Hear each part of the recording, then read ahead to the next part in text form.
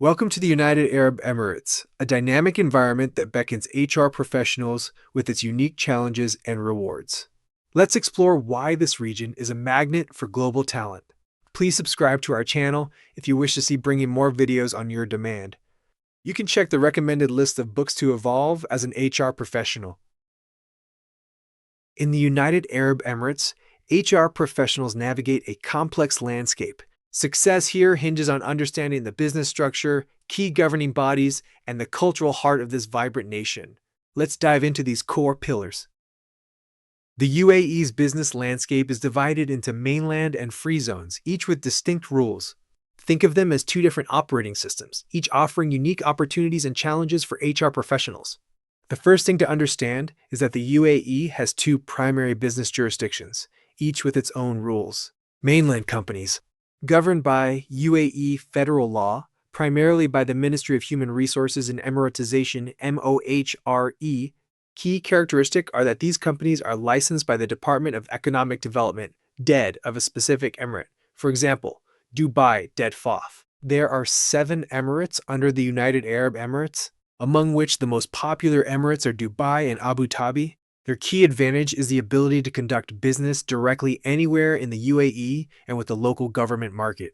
Human resource implication: all labor policies, contracts, and visa processes must strictly adhere to Federal Decree Law No. 33 of 2021.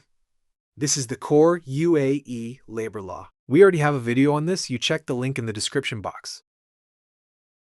Mainland companies operate under UAE federal law, primarily governed by the Ministry of Human Resources and Emiratization (MOHRE). They can conduct business anywhere in the UAE, offering vast opportunities for growth. Business perspective: imagine you're opening a cafe in the heart of Dubai, not inside a gated mall or business park, but right on the main street. You can serve everyone: tourists, locals, government employees, other businesses. That's what a mainland company allows. Key benefits: trade anywhere in the UAE, you're not restricted to one zone or region. Government contracts, eligible to bid for and work with public sector projects. Unlimited hiring, you can hire as many employees as your office space allows. No client restrictions. You can serve individuals, companies, and institutions across the UAE. Free zones, on the other hand, are designed to attract foreign investment. They offer benefits like 100% foreign ownership and tax exemptions, making them ideal for companies focused on import-export or specific industries. Companies in free zones that do not have their own specific employment regulations. Many free zones defer to the federal law. Why this matters: applying the DIFC gratuity calculation to a mainland company is a compliance error that can lead to significant penalties. Always confirm your jurisdiction first. The free zone rule does not apply to employees of federal and government entities, members of the armed forces, police, and domestic workers. These are covered by other decrees. Free zone-specific laws are, for examples, the DIFC, Dubai International Financial Center, and ADGM, Abu Dhabi Global Market, have their own independent employment laws: DIFC Employment Law No. 2 of 2019 and ADGM Employment Regulations 2019. These laws are significantly different from federal law. They are based on common law principles and have distinct rules for probation, termination, end-of-service gratuity, and dispute resolution. If your company is in a free zone, you must determine which specific law applies. Never assume federal law is the default. Mainland companies must adhere to Federal Decree Law No. 33 of 2021, the core UAE labor law. This law governs all labor policies, contracts, and visa processes, ensuring compliance and protecting workers' rights. Today, almost all mainland contracts are issued through the MOHRE digital portal. This is a positive development as it ensures all mandatory clauses are included. You cannot hire an employee without this contract being registered with and approved by MOHRE. How do you register an employee for visa after hiring? We will bring the separate detailed video on that. However, you can hire a PRO who looks after the visa process. The contract is the single most important document. It must be written in Arabic, though a dual language version is acceptable. However, this is when you issue visa, and Mora automatically gives the contract in 2 languages. However, for the internal contract in which you issue an offer letter, As in HR, it can be in the English language. A mandatory components, Article 10. By law, the contract must include employer's name and address, employee's name, nationality, date of birth, and residence, job title, description, and workplace location, date of employment commencement. Contract duration is also important, along with wage amount, currency, and payment method, working hours, rest days, and annual leave entitlement. Probation period details, if any. Notice period for contract termination. Any other terms consistent with the law, the Ministry of Human Resources and Emiratization, MOHRE, plays a pivotal role in overseeing employment contracts, work permits, and nationalization programs. Understanding MOHRE's regulations is crucial for HR professionals. Free zone specific law. Use the free zone's prescribed contract template. These often differ significantly. For example, DIF/ADGM contracts are more detailed and aligned with common law. The visas are processed directly through the Free Zone Authority. The Free Zone Company is the sponsor, often making the process more streamlined and internalized. WPS is typically not mandatory. Salary payment is governed by the Free Zone's rules. Each zone has its own system. End-of-service benefits are different by Free Zone.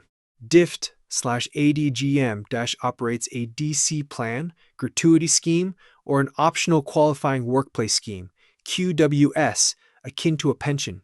The calculation is different from the mainland.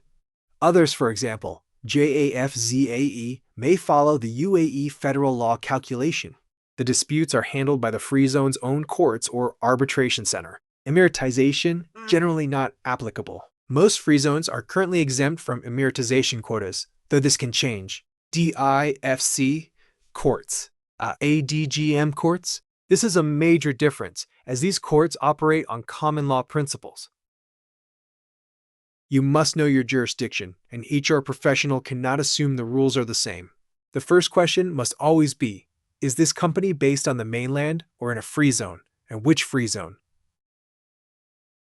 Mainland HR is characterized by adherence to federal law, mandatory use of MOHRE systems, WPS, standard contract, .ins. Compliance with nationalization programs, Emiratization, a process-driven interaction with federal government entities. Free Zone HR is characterized by fragmentation. Rules differ from one zone to another. Streamlined processes. Free zones often offer faster, more integrated services for licensing, visa, and sponsorship under one roof. Modern legal frameworks, zones like DIFC and ADGM, have evolved.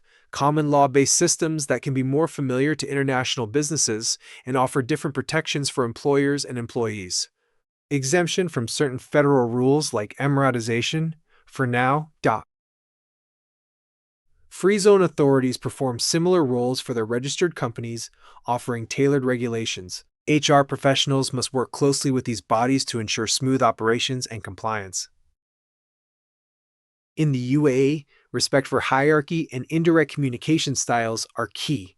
Decision-making is often centralized, and maintaining harmony is crucial. Understanding these nuances is essential for effective HR management. Building relationships, or wasta, is vital in the UAE. Trust and personal connections often precede business dealings. Additionally, Islamic traditions influence work schedules and dress codes, requiring cultural sensitivity. With over 80% of the population being expatriates, the UAE boasts a diverse workforce. HR professionals must be culturally sensitive while ensuring adherence to local laws and customs, fostering an inclusive workplace. Understanding the multicultural fabric of the UAE is crucial for HR success. By embracing diversity and respecting local traditions, you can create a harmonious and productive work environment. As an HR professional in the UAE, you are a cultural translator and compliance expert. Mastering the rulebook of your jurisdiction while respecting local culture is key to a successful HR career. By understanding the unique trinity of landscape, law, and culture, you lay the foundation for a rewarding HR journey in the UAE. Embrace your role as a multifaceted navigator in this vibrant region. Recap. We've explored the UAE's business landscape, key governing bodies, and cultural insights. By mastering these elements, you can navigate the complexities of HR in this global hub of opportunity. takeaway: by embracing diversity and understanding the UAE's unique environment, you'll build a successful HR career. Your role as a cultural translator and compliance expert is crucial in this dynamic region. Call to action? Ready to embark on your HR journey in the UAE? Dive deeper into each chapter, explore further resources, and connect with fellow professionals. Together, let's shape the future of HR in this global hub.